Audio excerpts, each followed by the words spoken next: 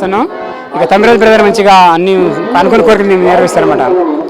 మేము ప్రతి ఆట వస్తాం, మా బాబు మేము మా ఫ్యామిలీ వస్తాం మేము ప్రతి సంవత్సరం సార్. కానీ మొన్న కరోనా టైంలో రాలేకపోయినాం. ఈ సంవత్సరం వచ్చినాం. బ్రహ్మాండం మంచి బాగుంది. కోరిక అనుకుని నెరవేరుతాయి. ఆ స్వామి మాకు 10 సంవత్సరాల క్రితం ఒక చెప్పారు. ఆ నుంచి అప్పుడు కంటిన్యూ వస్తున్నాయి కదా మేము. మా తెలంగాణ ఖమ్మం డిస్ట్రిక్ట్ వచ్చాము మేము. ఖమ్మం నుంచి అన్ని అనుకున్న కోరికలు తీరుతా మంచిగా స్వామి మంచి పవర్ఫుల్ స్వామి. అనుకుని తీరుతుంది. అందరూ వస్తారు. హిందువులు ఎక్కువ హిందువులు వస్తారు. హిందువులు ఎక్కువ వాళ్ళకి అనుకున్న కోరికలు తీరుతాయి కాబట్టి వాళ్ళు ఎక్కువ వస్తారు. అంటే వాళ్ళ ఆచారం అదిగా. ఊరి బస్తీలు, అగరబస్తీలు, క్యాంటీన్స్, అవి కొబ్బరికాయలు మనం మొక్కుబడి కూడా చెల్లించుకోవచ్చు. మేకలు కానీ కోళ్ళు కానీ తల్లినీళ్ళు అనుకున్న కోరిక నెరవేరుతుంది. నేను మనం ఏమనుకుంటే అది నెరవేరుద్ది ఆ తండ్రి వల్ల.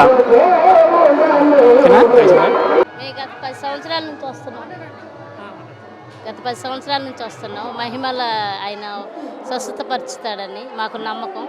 అందువల్ల సంవత్సరం నెరవేరుతున్నాయండి. మేము 10 సంవత్సరాల నుంచి వస్తున్నాం. విజయవాడ నుంచి.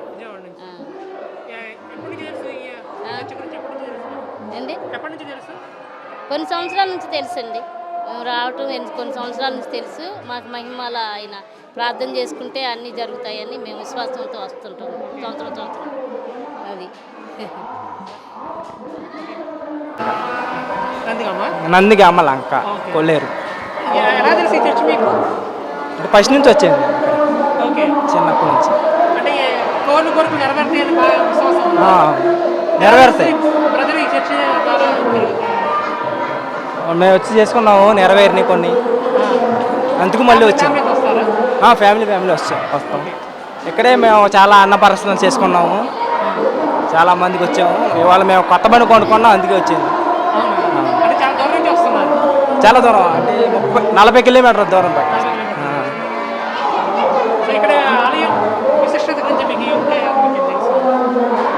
అంటే అప్పుడు కదా కాలేము.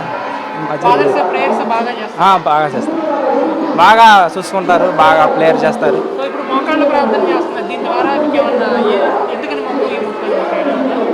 అంటే కొత్త బండి కొనుక్కోవడం వల్ల చేయాలనుకుంటున్నారు, చేస్తారు. అంటే రాబోయే తరాల్లో మంచిగా ఉండాలని, మంచిగా జాబ్ రావాలని. ఇంకేముంది, మంచి గుడి, చక్కగా అందరూ రావచ్చు, మంచిగా చూసుకుంటారు ఫాదర్లో.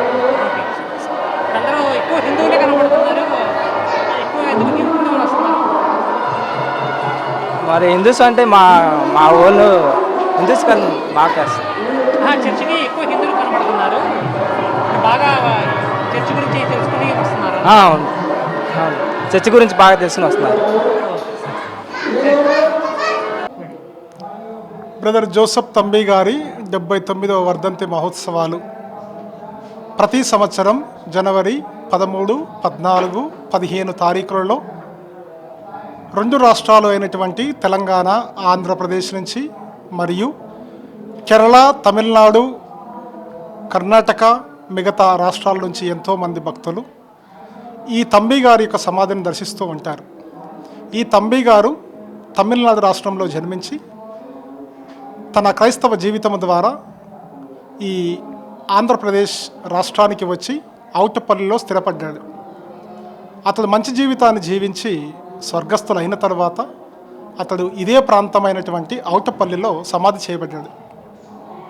ఈ సమాధి దగ్గరకు ఎంతోమంది సామాన్యమైనటువంటి ప్రజలు వచ్చి ప్రార్థనలు చేయడం ద్వారా ఆ సమాధిని ప్రార్థన చేసిన చాలామంది వ్యక్తులు స్వస్థతలు పొందారు. ఈ స్వస్థతలు పొందడం ద్వారా ఎంతోమంది వ్యక్తులకు ఇది మిగతా రాష్ట్రాలకు తెలియడం ద్వారా ప్రతి సంవత్సరం కూడా ఎంతోమంది భక్తులు ఈ తంబి గారి సమాధిని తాకి ఆ సమాధి మీద పడుకొని స్వస్థతలు పొందుతూ ఉన్నారనే ఒక విశ్వాసంతో, నమ్మకంతో ఈ ప్రాంతానికి వస్తూ ఉన్నారు. ఆ బ్రదర్ గారు జీవించినటువంటి ఆ యొక్క గృహంలోకి దగ్గరికి వెళ్ళి ఆ గృహంలో ఉన్నటువంటి మట్టిని తీసుకొని తన యొక్క గృహంలో వేసుకోవడం ద్వారా వారికి మంచి జరుగుతూ ఉందని, స్వస్థతలు జరుగుతూ ఉన్నాయని, మిరకల్స్ జరుగుతూ ఉన్నాయని, అద్భుతాలు జరుగుతూ ఉన్నాయని చాలామంది భక్తులు ఈ జనవరి 13, 14, 15 తారీఖుల్లో వస్తూ ఉంటారు. అదేవిధంగా ప్రతిరోజు కూడా కొంతమంది వేల మంది భక్తులు ఈ యొక్క తంబి గారి యొక్క సమాధిని దర్శించుకుంటూ ఉంటారు. ఈ సంవత్సరం 79వ బ్రదర్ జోసెఫ్ తంబి గారి యొక్క మహోత్సవాల సందర్భంగా చాలామంది భక్తులు వస్తూ ఉన్నారు.